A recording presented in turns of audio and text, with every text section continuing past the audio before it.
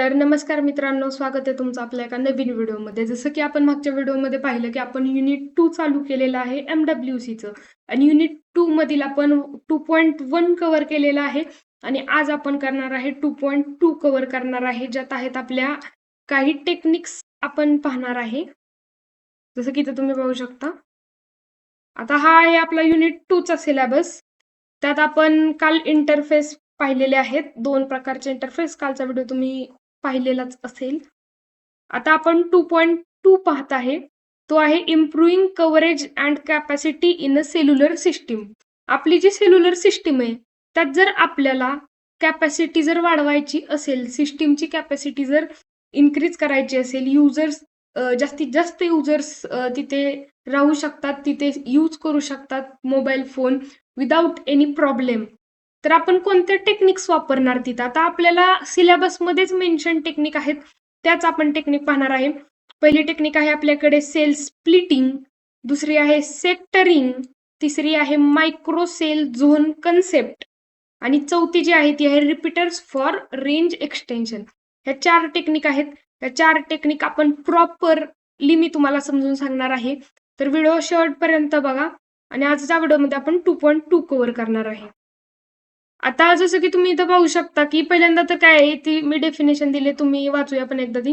With increase in the demand of a wireless service. आता जी wireless सर्व्हिसची demand वाढलेली आहे, number of channel जेवढे आहेत ते सफिशियंट नाहीयेत, ते चॅनल आपल्याला पुरा नाहीत, आपले युजर्स वाढलेले आहेत, तर आपण काय करू शकतो. The cell then cannot support the require number of users. तर सेल सपोर्ट करा ना एवढ्या युजरला. Hence some design techniques are require. आता आपल्याला काही टेक्निक्स रिक्वायर आहेत. कशासाठी? तर मोर चॅनल्स प्रोव्हाइड करेल, जी की प्रत्येक युनिटला कव्हरेज करण्यासाठी. नंतर this will increase the coverage and capacity of a cellular system. आणि त्याच्यामुळे आपलं कव्हरेज आणि कॅपॅसिटी, आपला पॉइंटच आहे इम्प्रूव्ह करायची, आपल्याला काय कव्हरेज इम्प्रूव्ह करायचे आणि सिस्टीमची कॅपॅसिटी इन्क्रीज करायची, हा आपला पॉइंट आहे. आणि 4 टेक्निक आपण पाहणार आहे. इथे टेक्निक आहेत, 4 टेक्निक. ह्या आपण स्टेप बाय स्टेप एक एक पाहणार आहे. तर आपण पहिल्यांदा येथील सेल स्प्लिटिंग पाहणार, नंतर सेक्टरिंग, नंतर रिपीटर्स फॉर रेंज एक्सटेन्शन आणि नंतर मायक्रोसेल झोन कन्सेप्ट. हा आपण स्टेप बाय स्टेप पाहणार आहे. तर आता पहिल्यांदा आपण पाहूया की सेल स्प्लिटिंग काय आहे. Cell split is a method in which a large cell is divided into smaller cell called microcell. आता समजा आपल्याकडे एक गाव आहे, गावामध्ये एक टावर आहे आणि आधी जे होते ते 100 युजर्स होते. तो टावर सफिशियंट होता, 100 युजरला कव्हरेज करत होता पूर्ण. आता गावामध्ये युजर्स झालेत 500, तर आता तो रेंज देईन नाही, चॅनल्स आपल्याकडे इतके अवेलेबल नाहीयेत. तर आपण काय करणार, त्या एका गावामध्ये मायक्रो सेल तयार करणार, छोटे छोटे सेल अजून पार्ट करून तयार करणार आणि त्या प्रत्येक सेलमध्ये स्मॉल रेंजचा किंवा स्मॉल पॉवरचा एक अँटिना जोडणार प्रत्येक सेलमध्ये. ती आहे आपली सेल स्प्लिटिंगची टेक्निक. आता इथं डेफिनेशन तुम्ही पाहू शकता. आपण सेल मायक्रो सेलमध्ये ते कन्वर्ट करतो, कशासाठी? तर इन्क्रीज करण्यासाठी capacity of the cellular system in area with heavy. जिथं हेवी ट्रॅफिक आहे तिथं आपल्याला कॅपॅसिटी इन्क्रीज करायची, जिथं जास्त लोक आहेत तिथली कॅपॅसिटी इन्क्रीज करायची, म्हणून आपण मायक्रो सेल तयार केले. The small cell use low power, जसं की मी तुम्हाला सांगितलं, लो पॉवर अँटिनाज वापरतात compare to original large cell. जी लार्ज सेल असती त्याच्या कम्पेअरमध्ये आपण ज्या मायक्रो सेल करतो त्यात आपण स्मॉल पॉवरचा किंवा लो पॉवरचा अँटिना कनेक्ट करतो. आता इथे काही थिअरी दिलेली आहे जी तुम्ही वाचा आणि आपणही एकदा वाचूया. नाही तर every cell is a cellular system can support only limited number. कोणतीही सेल असेल ती एका ठराविक लोकांना सपोर्ट करते, म्हणजे 100-200 ती असाइन केलेली असतात. Wien the number of user increase, जेव्हा तिथं इन्क्रीज होतात, जेव्हा 100 लिमिट आहे आणि आपले युजर्स 200 होतात, तेव्हा काय होतं, the cell become congested and cannot provide, आणि सर्व्हिस प्रोव्हाइड करायचं बंद करतं किंवा लिमिटेड लोकांना सर्व्हिस भेटते. टू सॉल्व्ह दिस प्रॉब्लेम, आता हा आपला प्रॉब्लेम सॉल्व्ह करायचा. आपल्याला प्रॉब्लेम येतोय की रेंज कमी आहे, सॉरी, किंवा आपले चॅनल कमी आहेत, लिमिटेड युजर्स सपोर्ट करते ती आणि आपले युजर्स जास्त झाले, तर आपण काय करणार? To solve this problem the large cell is divided into several small cell. This process is called cell splitting. आता सेल स्प्लिटिंगची डेफिनेशन काय आहे, तर large cell is divided into several small cells किंवा in micro cell. This process is called a cell splitting. The newly formed smaller cell are known as, आणि जी छोटी नंतर फॉर्म होते सेल त्या सेलला आपण काय म्हणतो तर micro cell. Generally the radius of each micro cell is half of a radius. जो आपला ओरिजिनल सेल आहे त्याची जी रेडियस आहे त्याच्या हाफ रेडियस आपल्या मायक्रो सेलची असते. After splitting frequencies can be reuse, आणि जेव्हा आपण स्प्लिट करतो नंतर आपण त्याच फ्रिक्वेन्सी रियूज करू शकतो in the new cell which increase the number of. आता इथं काय होतंय, आपण फ्रिक्वेन्सी रियूजचा कन्सेप्ट जसं की मागच्या व्हिडिओमध्ये पाहिलेले आहेत. फ्रिक्वेन्सी रियूज म्हणजे आपण नवीन सेल फॉर्म झाल्यानंतर त्यात आपण तीच फ्रिक्वेन्सी रियूज करतोय वेगवेगळ्या न्यू झालेल्या सेल्समध्ये. त्याच्यामुळे आपली फ्रिक्वेन्सी रियूज होते आणि युजर्स जे आहेत ते युजर्सला सपोर्ट करते जास्तीत जास्त. युजर इन्क्रीज होतात म्हणजे कॅपॅसिटी आपली इन्क्रीज होते सेलची. ही आपली कन्सेप्ट होती सेल स्प्लिटिंगचा. आता इथं पाहू शकता तुम्ही, ही आपली जी होती ती ओरिजिनल सेल अख्खी होती. इथं मी एक्झाम्पलसाठी दिले सेल जी असते जनरली हेक्झागोनल शेपची असते. इथं ओरिजिनल सेल आहे आपली ही, आणि ही आपली मायक्रो सेल आहे म्हणजे आपण नंतर डिवायडेड केले 4 भाग इथे. जसं की इथं तुम्ही पाहू शकता हे 4 भाग ते झाले आपल्या मायक्रो सेल आणि ही आपली झाली ओरिजिनल सेल. आता स्प्लिटिंग टेक्निक चे पण 2 टाईप आहेत. आता स्प्लिटिंग टेक्निक तुम्ही पाहिले की स्मॉल सेलला सेव्हरल मायक्रो सेलमध्ये डिवाइड केलं आपण. तर त्याचे पण 2 टाईप आहेत. आता पहिलं काय, परमनंट स्प्लिटिंग आणि दुसरं आहे डायनॅमिक स्प्लिटिंग. आता परमनंट स्प्लिटिंग म्हणजे काय, द सेल आपण परमनंटली डिवाइड करतो. एक लार्ज सेल आहे ती परमनंटली आपण स्मॉल सेलमध्ये डिवाइड करून टाकतो. तर डायनॅमिक स्प्लिटिंग म्हणजे काय, तर सेल्स आर स्प्लिट ओनली जेव्हा तिथं समजा एका गावात 100 लोक आहेत आणि काही कारणास्तव दुसऱ्या गावातली लोक ह्या गावात आलेत आणि तिथे झालेत आता 200 लोक. तर तिथं ते ट्रॅफिक आलेलं आहे खूप जास्त, पण ते लोक तात्पुरते आलेले आहेत. त्याच्यामुळे आपण डायनॅमिक स्प्लिटिंग तिथं केलेली आहे. तिथं आपण परमनंट केलेली नाही. जेव्हा ती लोक निघून जातील तेव्हा आपले 100च्या 100च युजर सपोर्ट करणार आहेत. Cells are split only when traffic demand, म्हणजे परमनंट नाही आणि हे परमनंट आहे. That's it. नंतर आता इथे डायनॅमिक सेल स्प्लिटिंगचा कन्सेप्ट थोडा दिलेला आहे. इथे तुम्ही वाचू शकता, सेल आपण परमनंटली डिवाइड करत नाही, ती कंटिन्युअसली आपण ट्रॅफिक मॉनिटर करतो. जेव्हा ट्रॅफिक हाय येईल तिथं जास्त लोक येतील तेव्हा आपण ते टेम्पररी डिवाइड करतो. आता आफ्टर क्रिएटिंग मायक्रोसेल ट्रान्समीटरची पॉवर जी आहे मेन सेलची ती आपली कमी होते. अँटेनाची हाईट ती आपली कमी होते. द सेम फ्रिक्वेन्सी आणि सेम फ्रिक्वेन्सी आपण रियूज करू शकतो. The dynamic splitting utilize the available spectrum efficiency in real time. ही तुम्ही थोडीफार, जर आपला क्वेश्चन आला तर ही थेअरी तुम्ही लिहू शकता. आता सेल स्प्लिटिंगचे ऍडव्हान्टेज काय आहेत, तर इन्क्रीज झाली आपली सिस्टीमची कॅपॅसिटी, नंतर आपली स्पेक्ट्रमची इफिशियन्सी इम्प्रूव्ह झाली, तिसरं म्हणजे मोर युजर्स सपोर्ट करायला लागले, चौथी म्हणजे आपली फ्रिक्वेन्सी रियूज व्हायला लागली. हे 4 जर एक्झाम मध्ये आले तर ही लिहायचे आहेत. हे आपले ऍडव्हान्टेज झाले. तुम्ही मनाने लिहू शकता. जर एकदा तुम्हाला कन्सेप्ट कळला तर तुम्ही मनाने लिहू शकता. आता लिमिटेशन्स काय आहेत, आता आपण ही टेक्निक वापरली पण आता आपल्याला काय प्रॉब्लेम येतोय, फ्रिक्वेंट हँड ऑफ व्हायला लागले. आता हँड ऑफची कन्सेप्ट तुम्ही आधी पाहिलेली आहे. एका सेलमधून दुसऱ्या सेलमध्ये जाताना जो एक ट्रान्सफर कॉल होतो आपला ह्या बेस स्टेशनकडे, ती प्रोसेस. आता इथे एक सेल होती म्हणून इथे हँड ऑफचा प्रॉब्लेम नव्हता. आता इथे 4 सेल झाल्यामुळे इथून इथे युजर गेला तरी हँड ऑफ होणार, इथून इथे गेला तरी हँड ऑफ कंटिन्युअसली होत राहणार आहे. त्याच्यामुळे फ्रिक्वेंट हँड ऑफ व्हायला लागले. Difficult channel assignment, many cell असल्या, खूप जास्त सेल झाल्या त्याच्यामुळं असाइन फ्रिक्वेन्सी करणं डिफिकल्ट झालं. नंतर फ्रिक्वेन्सी प्लॅनिंग इश्यू व्हायला लागले. Since all cell are not split simultaneously, proper frequency allocation necessary असतं अवॉइड इंटरफरन्स करण्यासाठी. ती प्लॅनिंग करण्याचे इश्यू यायला लागले. डिफिकल्ट चॅनल असाइनमेंट झाली. फ्रिक्वेंट हँड ऑफ हे झाले आता लिमिटेशन्स आपले. आता यातून आपण ओव्हरकम कसं करू शकतो, हे आता झाले आपले लिमिटेशन्स. आता आपल्याला नवीन एक टेक्निक बघायची जेणेकरून हे आपले लिमिटेशन्स आहेत ते कमी होतील, आपल्याला ऍडव्हान्टेज आपले वाढतील. आता मग दुसरी टेक्निक आपण पाहतोय जी आहे ती sale सेक्टरिंग.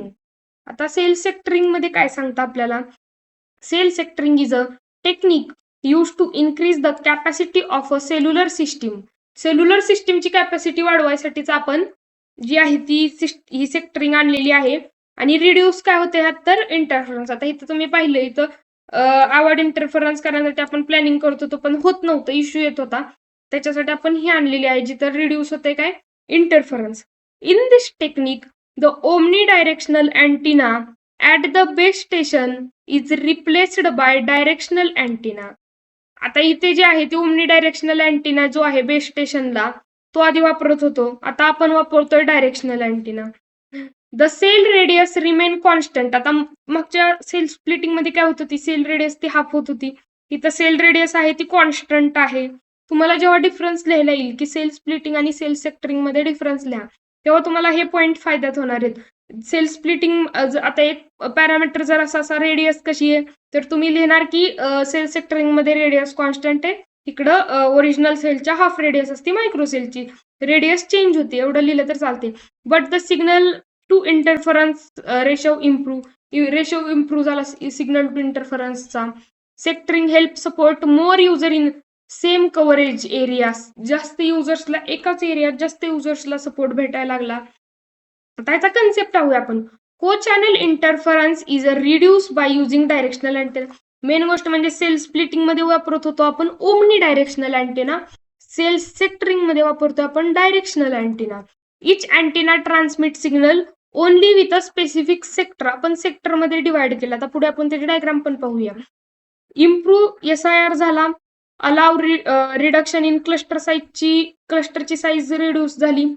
Reduce cluster size, increase frequency reuse and system capacity. Transmitter power remain unchange. Transmitter power सुद्धा अनचेंज राहिली. सेल स्प्लिटिंग मध्ये ट्रान्समिटर पॉवर जी कमी होत होते, आता इथे कॉन्स्टंटच राहते. हे पॉइंट लक्षात ठेवा.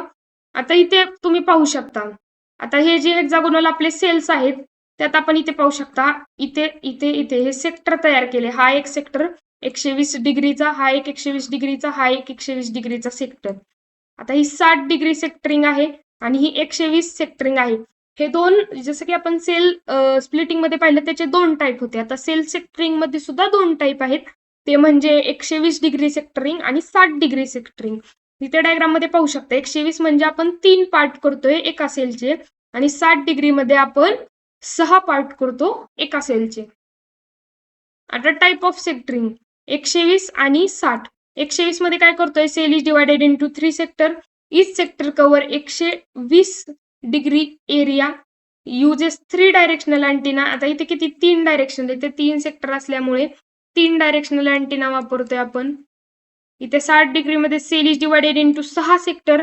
इच sector cover 60 degree. Use 6 directional antenna.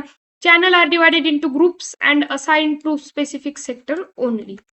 आता हे तुम्ही सेल सेक्टरिंग पाहू शकता, ह्याचे दोन टाईप आहेत, हे लक्षात ठेवायचे. जर एक्झाम मध्ये विचारलं तर ह्या डायग्राम सुद्धा काढायच्या आहेत, काही नाही, एक सेल काढून तुम्ही ह्याचे 6 आणि ह्याच्यात 3 सेक्टर दाखवायचे आहेत. आता ह्याचे ऍडव्हान्टेज काय आहेत? ऍडव्हान्टेज काय झालं आपलं, improve signal to interface ratio झाला. रिड्यूस को चॅनल इंटरफरन्स जो आहे तो कमी झाला. सिस्टीमची कॅपॅसिटी वाढली आणि क्लस्टरची साईज आहे ती कमी झाली. बट ह्याच्यात पण आपल्याला डिसएडव्हान्टेज आले. काय आले? रिक्वायर मोर डायरेक्शनल अँटिना आपल्याला रिक्वायर लागले, म्हणजे आपल्याला जास्त अँटिना वापरावं लागले. Increase the number of hand of. इथे पण हँड ऑफ इन्क्रीजच आहे, सेल स्प्लिटिंग मध्ये पण इन्क्रीज आहे, इथं पण इन्क्रीज आहे. Reduces trunking efficiency. आता आपल्याला हँड ऑफ पण इन्क्रीज झालेला आहे. दोन्ही टेक्निक आपल्या फेल म्हणजे लिमिटेशन्स आलेले आहेत. तर आपल्याला अजून एखादी नवीन टेक्निक पाहिजे जेणेकरून आपण हे सर्व डिसएडव्हान्टेज आहे ते ओव्हरकम करूया. आता आपण तिसरी टेक्निक आणली, repeaters for range extension. Range वाढवायसाठी आपण रिपीटर्स वापरले. आता याचे डेफिनेशन काय आहे? A repeater is a device use to extend the communication range. Communication range वाढवण्यासाठी आपण रिपीटर्स बसवले. Signal become weak due to. जेव्हा आता ही नॉर्मल कन्सेप्ट आहे, ही तुम्ही PSC शिकलाय. एकीकडून एकीकडे सिग्नल जात आणि त्याच्यामध्ये नॉईस ऍड होतो आणि सिग्नल हळू, म्हणजे इथं जेवढ्या सिग्नलची स्ट्रेंथ आहे तेवढीच इथे नसती. सिग्नल वीक वीक वीक होत जातो. कशामुळे? तर नॉईस असेल, अटेन्युएशन असेल, व्हाईल ट्रॅव्हलिंगच्या थ्रू झालेले एक्स्ट्रा सिग्नल मिक्स असतील त्यात, याच्यामुळे. A repeater receive weak signal, regenerate them and retransmit them. The repeaters help in extending the coverage area. Just coverage area extend करण्यासाठी रिपीटर्स वापरतो आपण. इथे डायग्राम मध्ये पाहू शकता. तर हे पहिल्यांदा वरची डायग्राम पाहूया. हा एक होस्ट आहे, ह्याने पाठवला आणि इथे एक होस्ट आहे समजा, आणि ह्याने सिग्नल पाठवला, तो आहे 1011. हा ओरिजिनल सिग्नल आहे, तो ह्याने पाठवला. हा सिग्नल इथं रिपीटर बसवला आपण मध्ये, दोन होस्टच्या मध्ये रिपीटर बसवला. निम्म्यात पोहोचल्यावरती सिग्नल आपला जो आहे तो डिस्टॉर्टेड झाला. कशामुळे? तर नॉईसमुळं. मग तो आपण रिपीटरला दिला. रिपीटरने परत तो रिजनरेट केला आणि परत तो सिग्नल ॲज इट इज बनवून परत आपल्या होस्टकडे पाठवला. Regenerate noise free original signal. आता आपल्याकडे हा झाला वायर्ड रिपीटर. आता आपल्याकडे वायरलेस रिपीटर पण असतात, त्याला अँटिना कनेक्ट असतात. डायग्राम पाहू शकता. डायग्राम एक्झाम मध्ये आले तर ही डायग्राम काढायची आहे जनरली. जर स्पेसिफिक विचारलं असेल वायरलेस रिपीटर तर ही डायग्राम काढायची आहे. नाहीतर काही जरी विचारलं नसेल तर हीच डायग्राम तुम्हाला वरची काढायची आहे. रिसिव्ह सिग्नल आणि रिट्रान्समिट, जस्ट दॅट्स इट. जसं की इथं पाहिलं तुम्ही, रिसिव्हर वीक सिग्नल रिसिव्ह करतं रिपीटर आणि रिजनरेट करतं आणि रिट्रान्समिट करतं. आता ह्यात मी तुम्हाला पुढे सांगते. आता function and working of repeater. Function रिपीटरचं काय? जसं की मी तुम्हाला सांगितलं, ती रिसिव्ह करते incoming signal before it become too weak. The repeater reconstruct, परत ती रिकन्स्ट्रक्ट करतं, रिजनरेट करतं ओरिजिनल सिग्नल आणि नॉईस आहे तो रिमूव्ह करतं. It then retransmit the regenerated signal. आता ह्यात नोट काय घ्यायची तुम्ही? A repeater is a different form. एक ऍम्प्लिफायर, रिपीटर आहे तो ऍम्प्लिफायर नाहीये. ऍम्प्लिफायरचा एक डिफरंट फॉर्म आहे. ऍम्प्लिफायर काय करतं? नॉईस असो, सिग्नल असो, कोणता पण सिग्नल द्या, तो बूस्ट करतं, ऍम्प्लिफाय करून देतं, स्ट्रेंथ वाढवून देतं. बट रिपीटर काय करतं? दोन्ही सिग्नल आलेत, नॉईस आलाय आणि प्लस त्याच्याबद्दल प्लस ओरिजिनल सिग्नल पण आलाय. रिपीटर नॉईस रिमूव्ह करतं आणि आपला ओरिजिनल सिग्नल आहे तोच आपल्याला रिजनरेट करून देतं. Regenerate only the original signal. आता वायरलेस रिपीटरचा काही थोडा कन्सेप्ट दिलेला आहे. Wireless repeater extend the range of a wireless network. ती रिसिव्ह करतं access point user or other repeaters. The signal is regenerate and retransmit करतं. दॅट्स इज फक्त सेम आहे, फक्त वायरलेस कंडिशन्स आहेत. आता डिमेरिट्स, ह्याचे पण आपल्याला काही डिमेरिट्स आलेले आहेत. आपण 2 टेक्निक पाहिले, आता ही आपली तिसरी होती. तिसऱ्यात पण काहीतरी डिमेरिट्स आलेले आहेत. तर ते काय आलेले आहेत? A repeater retransmit every received frame, increase network traffic. Repeater retransmit करतं जी फ्रेम आली आहे ती, त्याच्यामुळे आपलं ट्रॅफिक जे आहे ते इन्क्रीज होते. Using multiple repeaters can degrade VLAN performance. त्या आपण जर जास्त रिपीटर्स जर वापरले तेव्हा आपल्याला WLANचा परफॉर्मन्स आहे तो कमी होतो. Therefore repeater should be use carefully. आपल्याला केअरफुली रिपीटर्स वापरावे लागतात. आता चौथी कन्सेप्ट आपण पाहतोय. चौथी कन्सेप्ट जी आहे ती आहे आपली मायक्रोसेल झोन कन्सेप्ट. आता इथे काय आपल्याला ह्याची गरज का पडली? पहिले तर पॉइंट, आपली ही लास्ट कन्सेप्ट आहे मायक्रोसेल झोन कन्सेप्ट आजच्या व्हिडिओ मधली आणि आपल्या 2.2 मधली सुद्धा. नीड का झाली? In sectoring the number of hand off increase. Hand off increase झाले आपले सेक्टरिंग मध्ये. फ्रिक्वेंट हँड ऑफ सेक्टरिंग मध्येच नाही तर सेल स्प्लिटिंग मध्ये सुद्धा आपले हँड ऑफ जे आहेत ते इन्क्रीज झालेले आहेत. Increase the load on switching and control system. आणि हँड ऑफ झाल्यामुळे जी आपली MSC असेल किंवा स्विचिंग ती कंट्रोल सिस्टीम असेल त्याच्यावरती लोड यायला लागला. टू ओव्हरकम दिस प्रॉब्लेम, आता आपल्याला हँड ऑफचा प्रॉब्लेम आहे. तर हँड ऑफचा प्रॉब्लेम आपण कसा सॉल्व्ह करणार? काय करणार? त्याच्यामुळे आपण मायक्रोसेल झोन कन्सेप्ट आणलेली आहे. आता मायक्रोसेल झोन कन्सेप्टचा आपण कन्सेप्ट बघूया. पहिले तुम्हाला मी डायग्राम दाखवते. ही आहे आपली सेल, ही आहे आपली एक सेल आणि ह्या सेलमध्ये आपण मायक्रोसेल नावातच आहे, त्यात परत आपण 3 मायक्रोसेल केलेले आहेत. त्यालाच आपण म्हणतोय झोन. झोन हा शब्द मेन्शन करायचा आहे इथे. ही आपली मेन सेल आहे आणि याच्या आतमध्ये ह्या ज्या आहेत तिथे इंडिकेट केलेला मायक्रोसेल, मेन सेल आणि हे झोन आहे. झोन मध्ये प्रत्येक ह्याच्यात आपण अँटिना लावलेला आहे, ते पाहू शकता. TXRX, TXRX, TXRX, transmitter receiver, transmitter receiver, transmitter receiver. तर इथे आपण जोडलेला आहे झोन सिलेक्टर. इथे आहे बेस स्टेशन म्हणजेच आपला अँटिना. आणि आता हे कशाने कनेक्ट करतोय आपण? तर मायक्रोवेव्ह असतील, फायबर ऑप्टिक लिंक असेल किंवा कॉक्सियल केबल असेल. आता a cell is divided into multiple zone. जसे की आपण पाहिलं झोन 1, झोन 2, झोन 3. जास्त बी करू शकतो, जस्ट मी ते दाखवण्यासाठी 3 झोन घेतलेले आहेत. All zone are connected to the same base station and share the same radio equipment. इथे तुम्ही पाहू शकता, इथं एकच बेस स्टेशन आहे तिन्ही झोनसाठी, एकच झोन सिलेक्टर आहे आणि एकच अँटिना आहे. झोन आर कनेक्टेड कशाने केलेत हे मेन्शन करायचं आहे. जर एक्झाम मध्ये क्वेश्चन आला, कॉक्सियल केबल असेल, फायबर ऑप्टिक केबल असेल, मायक्रोवेव्ह लिंक असेल, does one cell consist of, आता एक सेल जी आहे ती कशाने कन्सिस्ट आहे तर बेस स्टेशन आणि मल्टिपल आता झोन्स, इथे आपण झोन मेन्शन करायचं आहे. झोन्स आणि बेस स्टेशनने कन्सिस्ट आहे आपली एक सेल, ती कनेक्ट केलेली आहेत आपण हे वापरून आणि ही त्याची डेफिनेशन घ्यायची आहे. हा झाली ही डायग्राम एक्झाम मध्ये काढायचीच आहे. आता ह्याचं वर्किंग मी इथं प्रॉपर 6 पॉइंट मध्ये वर्किंग दिलेलं आहे. पहिल्यांदा तर काय आहे, a mobile station is served by the zone having the strongest signal, antenna are replaced at the outer edge of the cell. Any channel of this base station can be assigned by any zone. As the user move from one zone to another zone, same channel is used. Therefore, handoff within the cell are avoided. आता इथं आपण specific zone नाही केली, इथं specific आपण वेगळा tower नाही वापरलेला, एक वेगळं बेस स्टेशन नाही वापरलेलं, इथं जस्ट ट्रान्समीटर रिसिव्हर बसवलेले आहेत, त्याच्या थ्रू सिग्नल आपल्या इथे बेस स्टेशन कडे जातात. त्यामुळे हँड ऑफ व्हायची कारण नाही. हँड ऑफ केव्हा होतो जर एक बेस स्टेशन कडून दुसऱ्या बेस स्टेशनला कनेक्ट होण्यासाठी आपल्याला हँड ऑफची गरज पडते. पण इथं आपण एकच बेस स्टेशन तिन्ही झोन मध्ये वापरतोय, त्याच्यामुळं हँड ऑफ होत नाही. होप तुम्हाला हा कन्सेप्ट कळला असेल की हँड ऑफ का होत नाही. हे एकदा वर्किंग तुम्ही वाचून घ्या. सेम चॅनल्स असल्यामुळे इथं सेम चॅनल्स आहे, एकच बेस स्टेशन आहे, त्याच्यामुळे हँड ऑफ होत नाही. हँड ऑफचा कन्सेप्ट जर तुम्हाला प्रॉपर बघायचा असेल तर आपल्या चॅनलवरती कम्प्लीट मी व्हिडिओची प्लेलिस्ट आहे आपल्या चॅनलवरती, ती प्लेलिस्ट तुम्ही जाऊन बघा. त्यात मी हँड ऑफ प्रॉपर सांगितलेला आहे तुम्हाला. तो होत नाही याच्यामुळे. हे त्याचे 6 स्टेप आहेत, एक्झाम मध्ये आले तरी वर्किंग लिहू शकता तुम्ही. आणि याचे ऍडव्हान्टेजेस आहेत की रिड्यूस को चॅनल इंटरफरन्स झाला, सिग्नल क्वालिटी इम्प्रूव्ह झाली, इन्क्रीज सिस्टमची कॅपॅसिटी झाली, मेन म्हणजे आपला हँड ऑफ जे आहे ती मिनिमाइज झालं. आणि हे कुठं यूज होतं तर हायवे, बिझी अर्बन एरिया, सिटीत असेल, अर्बन मध्ये असेल, एरियाज असतील, काही ट्रॅफिक लोड जिथे जास्त असेल तिथे आपण ही सिस्टम वापरतो किंवा ही टेक्निक वापरतो. आता आपण MSBT चे क्वेश्चन पाहूया. आता आपण जसं की इथं तुम्ही पाहू शकता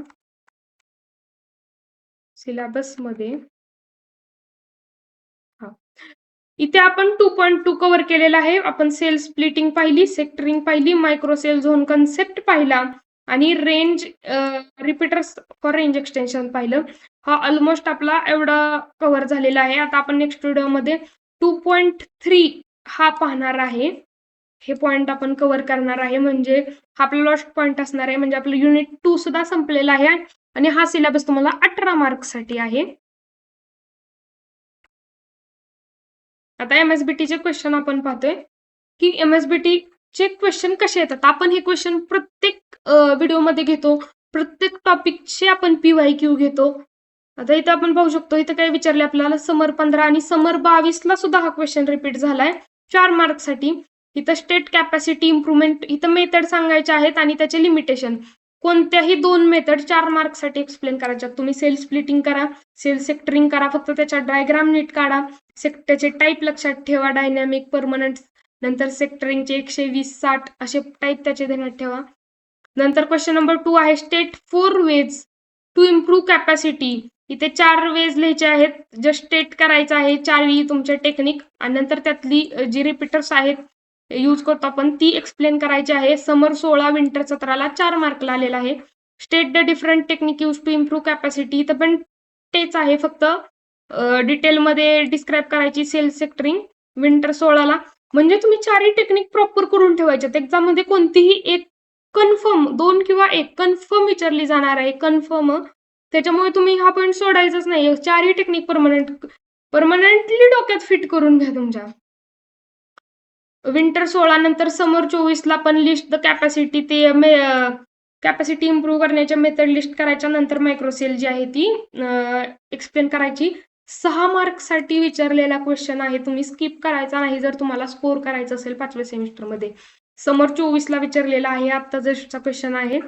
नंतर आता हा समर 17ला पण तसंच आहे, सेल स्प्लिटिंगची डायग्राम काढून एक्सप्लेन करायचा आहे 4 मार्क्स साठी. सेल स्प्लिटिंगचा कन्सेप्ट, त्याची नीट डायग्राम काढून समर 18ला 4 मार्क्स साठी एक्सप्लेन करायचं आहे. ह्याची जस्ट डिफाईन करायचं आहे आणि त्याचे टाईप लिहायचे. ही त्याचे सेल स्प्लिटिंगचे टाईप विचारलेत, म्हणजे इथे लिहिणार तुम्ही परमनंट आणि डायनॅमिक आणि ते एक्सप्लेन करणार 4 मार्क्स साठी. नंतर एक्सप्लेन टर्म, सेल स्प्लिटिंग काय हे एक्सप्लेन करणार 2 मार्क्स साठी विंटर 19ला. नंतर कॅपॅसिटी इम्प्रुव्हमेंटच्या मेथड्स लिहायच्यात आणि 2 त्यातल्या एक्सप्लेन करायच्यात. त्याचे लिमिटेशन्स लिहायच्यात NE2 मेथड्सचे. ते आहे तुम्हाला 4 मार्क्ससाठी. इथं पण टर्म एक्सप्लेन करायची. ती सेम क्वेश्चन सेम क्वेश्चन आहे हा. Winter 19, winter 23. म्हणून तुम्ही PYQ करायचे. स्कोरिंगसाठी मी तुम्हाला सांगते, तुम्ही जर PYQ जरी फक्त केले तरी तुम्हाला 85% ची गॅरंटी मिळते. 85. 2 मार्क 2 मार्क. आणि MSBT क्वेश्चन्स मध्ये आता अजून एक विंटर 16, समर 17, विंटर 18, समर 24. सेम क्वेश्चन्स आहेत ऑलमोस्ट. चारी टेक्निक मधलं कोणताही एक विचारले, जस्ट फिरवून प्रश्न आहेत, पण चारी टेक्निक तुम्हाला प्रॉपर करायचे आहेत. इथे पण सेम क्वेश्चन आहेत. क्वेश्चन तुम्ही बघा एकदा. जर ह्यात काय डाऊट असेल तर कमेंट करा, मी तुम्हाला कमेंटमध्ये रिप्लाय देते. तुम्ही समर 15 आहे, समर 16 आहे, समर 22 आहे, समर 9, समर 18, नंतर इथे समर 17, winter 18, winter 19, winter 22, winter 24, winter 23, समर 24. सगळीकडे तेच प्रश्न आहेत. जस्ट कन्सेप्ट चारी मधली एक विचारलेली आहे. इथं मायक्रोसेल आहे, मायक्रोसेल आहे, मायक्रोसेल आहे, मायक्रोसेल आहे, मायक्रोसेल, म्हणून मायक्रोसेलवर सुद्धा सारखा प्रश्न विचारलेला आहे. हे होते आपले MSBTचे क्वेश्चन. आता नेक्स्ट व्हिडिओमध्ये आपण 2.3 कव्हर करेल. 2.3 आणि म्हणजे आपला ऑलमोस्ट जो आहे तो चॅप्टर 2 सुद्धा संपतोय. आपल्याकडे फक्त आता 3 चॅप्टर राहतात. म्हणजे आपला चॅप्टर 2 18 मार्क्सचा होता, तो ऑलमोस्ट आपल्या हातात मार्क येत आहेत 18 मार्क. जर तुम्ही प्रॉपर त्याचे माझे व्हिडिओ बघून अभ्यास केलेला आहे, जस्ट कन्सेप्ट जरी लक्षात घेतली तरी तुम्ही लिहू शकता. जर व्हिडिओ आवडला असेल तर लाईक करा, शेअर करा, सबस्क्राईब करा. डाऊट असेल तर कमेंट करा.